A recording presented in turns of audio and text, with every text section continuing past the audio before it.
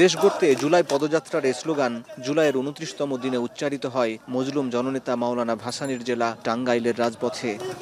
পদযাত্রায় সামিল গণঅভ্যুত্থানে শহীদ পরিবারের সদস্য, আহত, পেশাজীবী, শ্রমিক, ছাত্র, তরুণ রাজনীতিক, যারা জীবন বাজি রেখে স্বৈরাচার সরকার পতনের ডাক দিয়েছিল ঠিক ১ বছর আগে ২৪শে জুলাইয়ে।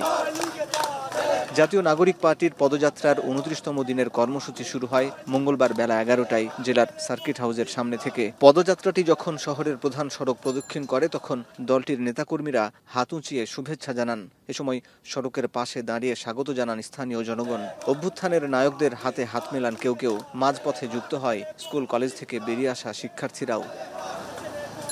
১.৫ কিলোমিটার পথ হেঁটে জেলার নিরালা মোড়ে গিয়ে শেষ হয় পদযাত্রা। সেখানে আয়োজিত সমাবেশে স্থানীয় নেতারা মৌলিক সংস্কার ও খুনিদের বিচারের দাবি জানান।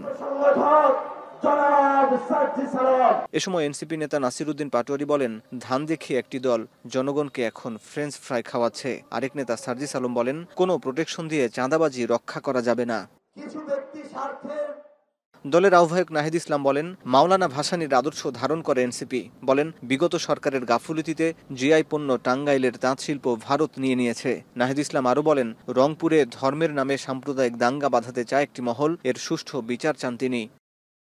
এর আগে এখন টিভিকে দেয়া সাক্ষাৎকারে নাহিদ ইসলাম বলেন, বিএনপি নিজেদের চাঁদাবাজি ঢাকতে তরুণদের উপর দায় চাপাচ্ছে। নিজ দলকে নিয়ন্ত্রণ করতে বিএনপি মহাসচিবের প্রতি আহ্বান জানান তিনি। বিএনপির মহাসচিবের মুখে এই কথা মানায় না। ওনার দলের অবস্থা কীরকম এটা আমরা সকলেই জানি। কয়েক হাজার বহিষ্কার করা লাগছে। সো সবচেয়ে ভালো হয় উনি ওনার দলটাকে নিয়ন্ত্রণ করুন। আমরাও আমাদের দলটাকে নিয়ন্ত্রণ করতেছি। এখন এটা তো আমাদের দলের লোকের উপরে অভিযোগটা না, বৈষম্যবিরোধী ছাত্র আন্দোলনের কিছু লোক যারা আমাদের সাথে ছবি তুলে আমাদের এবং তাদের দলের সাথেও ছবি তুলেছে। বিভিন্ন জায়গায় সেই ছবি ব্যবহার করে তারা। এখন টাঙ্গাইল।